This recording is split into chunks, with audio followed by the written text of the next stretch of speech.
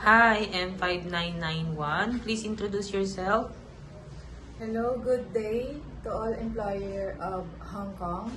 I'm Rosalie Salmorin, 44 years old. I have two kids, 24 years old and 14 years old. My work experience is in Saudi Arabia.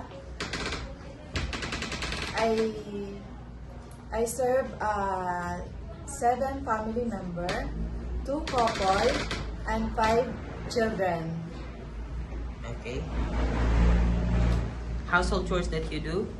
I'm doing general cleaning, washing, ironing, cleaning the backyard, washing the car, and assisting cooking.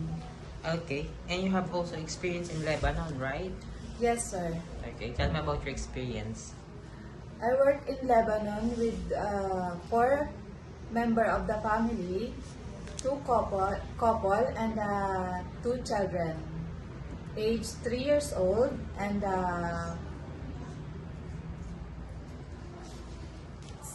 6 years old. Okay. Household chores that you do? I also doing in Lebanon general cleaning, washing, ironing, and washing the car, and assisting in cooking. Okay. Since you don't have any experience taking care of a newborn baby,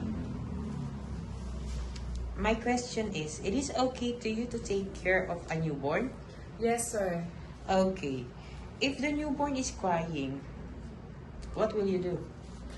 I will check the diaper if there's a poop, and also I will check the temperature if there's a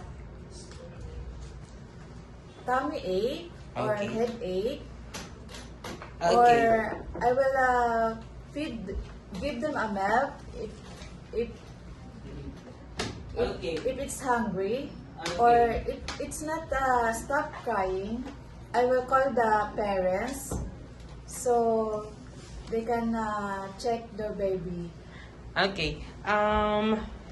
If the baby is still crying, what will you do? I will call the parents Okay. Why do you want to work in Hong Kong? because there's a safest place and the high salary. Okay. And how long do you want to work in Hong Kong? As long as my employer wants me to stay, I will stay. Okay. Do you have any idea how to prepare Chinese food? No, but I'm willing to learn Okay. And how will you learn to cook? by watching YouTube or a cookbook. Okay. If your employer prepared some food that you are not familiar, it is okay to you to eat the food that they provide? Yes, sir.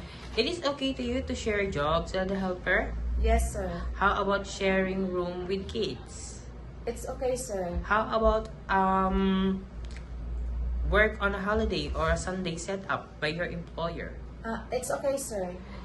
How about taking care of pets? Yes, sir. If your employer or one of your employer's family don't know how to speak English, it is okay to you to learn Cantonese? Yes, sir. I will willing to learn Cantonese, sir. Okay. It is okay to you to taking care of elderly?